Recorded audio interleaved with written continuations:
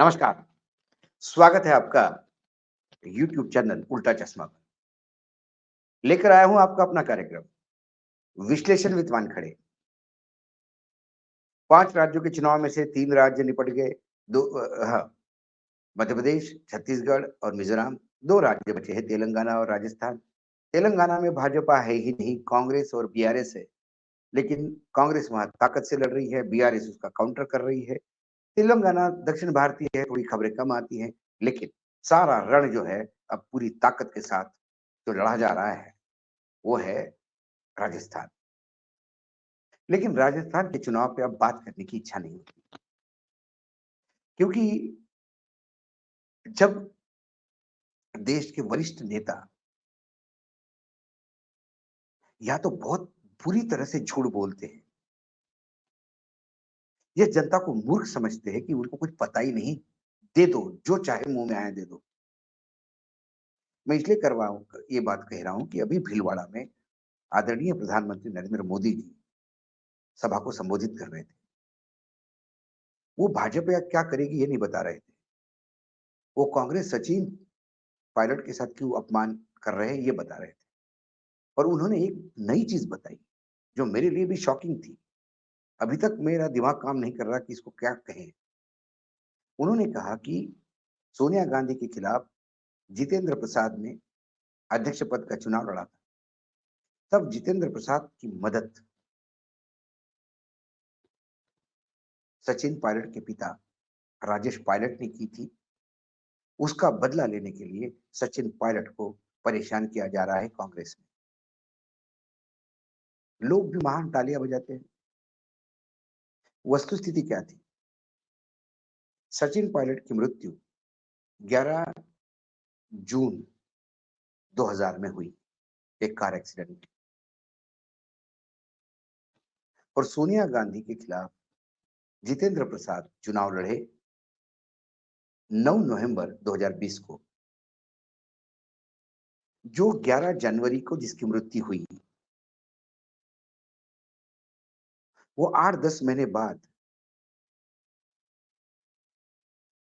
कैसा ऊपर से स्वर्ग से नीचे जितेंद्र प्रसाद की मदद करने आया होगा, ये आदरणीय मोदी जी ही बता सकते हैं।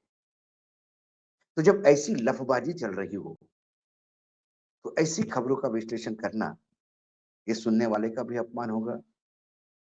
उनकी झूठी तो बातें बार-बार बीच-बीच में लाते रहते हैं, लेकिन लगातार लाने से हम भी ऊब गए। जो रोज झूठ बोलेगा उसको कहाँ तक विश्लेषण करें। लेकिन आज मैं फिर आपको लेके चल रहा हूँ नॉर्थ ईस्ट। मिजोरम एक राज्य है जहाँ चुनाव हुए। मिजोरम के चुनाव में सरप्राइजिंगली प्रधानमंत्री भी नहीं गए। अमित शाह ने भी दौरा करने का तय किया और कैंसिल हो गया, क्योंकि मणिपुर जल रहा था। मणिपुर के सवालों का जवाब वर्तमान केंद्र सरकार पे नहीं था। मणिपुर 3 मई से जो आग लगी है, आज जब मैं आपसे बात कर रहा हूँ 22 नवंबर को आग बरकरार है। केंद्र सरकार इसे कभी राहुल गांधी पे ढोलती है, कभी म्यांमार पे ढोलती है, विदेशी ताकतें बोलती हैं, अलग अलग कारण देती है। लेकिन अपनी फेल्योर, क्योंकि वहां डबल इंजन की सरकार थी पिछले 5 साल में, अभी भी डबल इंजन की सरकार है, तो इस डबल इंजन को फेल्योर कैसा बताया, इसलिए झूठ पे झूठ परोसते हैं। मिजोरम क्यों परेशान है? ये 3 मई के बाद से आज तक मिजोरम में करीब करीब 12,000 शरणार्थी, अपने ही देश में जो शरणार्थी हैं उन्हें हम क्या कहेंगे, इंटरनली डिस्प्लेस्ड पीपल, आईडीपी कहते हैं, अपने ही देश के शरणार्थी। तो पिछले 6 महीने में 12,000 शरणार्थी मिजोरम पहुंच गए हैं। मिजोरम में कुछ 11 जिले हैं। उस 11 जिलों में से एक जिला है सैदा और दूसरा जिला है लांगलाइट लांगटाई लांगटलाई। सौदा और लांगटलाई, ये दूले 2 जिले छोड़ दे तो बाकी 9 जिलों में विस्थापित भरमार पड़े हैं। कुकी जो पहाड़ियों पे है, उन्हें जब पीछे ढकेला जाता है तो उन्हें मिजोरम में ही जाना होता है। जो संघर्ष से भाग रहे हैं वो मिजोरम शरण ले रहे हैं। मिजोरम में कुछ म्यांमार के चीनी, म्यांमारी चीनी और बांग्लादेश के एक समुदाय है बावम। ये दोनों समुदाय से मिजोरम के लोगों का वंश परंपरा है, वंश के साथ साझा होता है। तो कुछ लोग वहां से भी आए हैं। तो इन विस्थापितों की व्यवस्था करने के लिए मिजोरम छोटा राज्य है, अब उसकी आर्थिक स्थिति ऐसी नहीं रही। तो मुख्यमंत्री ने पिछले 6 महीने में 2 बार स्वयं पत्र लिखा। अधिकारी लोग कई बार आए, मुख्य सचिव कई बार आके गए, गृह मंत्रालय में गुहार लगा रहे हैं कि ये अपने ही लोग हैं, इनको व्यवस्था करने के लिए हमें 10 करोड़ रुपए चाहिए, 10,000 नहीं, 10 करोड़ रुपए चाहिए। और गृह मंत्रालय के अधिकारी ने उनको कहा कि हमारे पास कोई पैसा नहीं, हम आपका समर्थन जरूर करेंगे लेकिन आर्थिक सहायता नहीं कर सकते। वहां चर्च, सरकार और समाज सेवी संगठन मिलकर इन निर्वासितों को 2 टाइम खाने की व्यवस्था की जाती है। दूसरी ओर आज गुवाहाटी में जो हमारे पूर्वी कमान के प्रमुख, जो सेना की पूर्वी कमान है, द ईस्टर्न सेक्टर के commander in chief lieutenant general Rana Pratap कलित कलिता, इन्होंने गुवाहाटी में आज पत्रकारों से बात करते हुए एक अलग तथ्य सामने रखा। उन्होंने कहा कि भारत सरकार म्यांमार के उन शरणार्थियों को अलाउ करती है जो ग्रामीण है, जो अधिकारी है, जो सुरक्षा कर्मी है, जो म्यांमार की सरकार से भाग के आ रहे हैं, उसे कौन शरण देते हैं। इसका मतलब मिजोरम में जो लोग आ रहे हैं ये भारत सरकार के परमिशन से आ रहे हैं, नहीं तो सेना उन्हें आने नहीं देती। सेना के पूर्वी सेक्टर के कमांडर कहते हैं कि हम किसी भी ड्रग डीलर, आतंकी, हथियार के सप्लायर को वहां से नहीं आने दे रहे हैं। वो मानवता के दृष्टिकोण से सरकार ने उनको अलाउ किया है।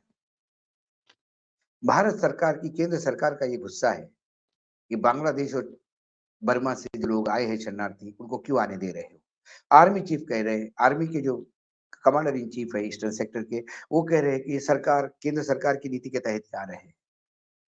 देखिए क्या खेल चल रहा है। दुख ये होता है कि अपने ही मणिपुर के, अपने ही देश के लोग यदि दूसरे राज्य में विस्थापित होते हैं तो उनके लिए पैसे नहीं है, क्योंकि वो नॉर्थ ईस्ट है। लुक ईस्ट वगैरह ये सब फालतू की बातें हैं सरकार की। कश्मीरी पंडित जब जम्मू कश्मीर छोड़ के आए तो पूरा देश आंदोलित था। सरकार ने करोड़ों रुपए झोंके उनके सेटलमेंट के लिए।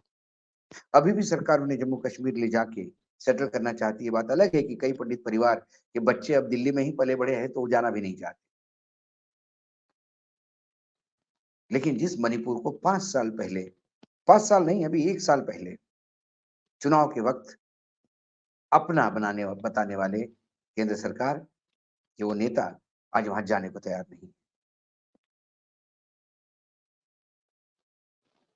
कुल मिलाकर सवाल उठता है कि फिलिस्तीन जो हजारों किलोमीटर दूर है भारत से, वहां मुसलमान बसते हैं, लेकिन फिलिस्तीन को तत्परता से आर्थिक सहायता और सामान पहुंचाने की बात और प्रयास ही नहीं, पहुंचा भी रहे हैं भारत सरकार। इजराइल और हमास के युद्ध में फिलिस्तीन को मदद करने के लिए भारत सरकार के पास पैसा है, समय है, सामान है, लेकिन अपने ही एक राज्य मिजोरम में दूसरे राज्य के गए हुए शरणार्थियों को देने के लिए पैसा नहीं। ये सच्चाई है इस देश की। क्योंकि हमें विश्व गुरु बनने के लिए लाए थे। भारत में तो मूर्ख बचते हैं जो लगातार चुनाव जीत के देते हैं।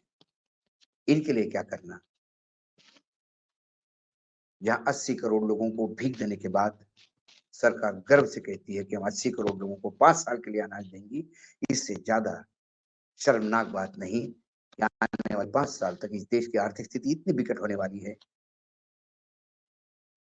इस देश की 62% जनता को सरकार के भीख पे जिंदा रहना। मिजोरम, मणिपुर, उसमें अपवाद नहीं। ये खबर है जिसका विश्लेषण करना चाहता था। ये सच्चाई है जो आपके सामने लाना चाहता था। बाकी राजेश पायलट को स्वर्ग से नीचे बुलाकर जितेंद्र प्रसाद की मदद आदरणीय प्रधानमंत्री नरेंद्र मोदी कर सकते हैं। वो ताकत उनमें है, बाकी विश्व के किसी इंसान में नहीं। आज इतना ही। कल फिर आऊंगा किसी विषय के साथ। तब तक के लिए नमस्कार। देखते रहिएगा यूट्यूब चैनल उल्टा चश्मा।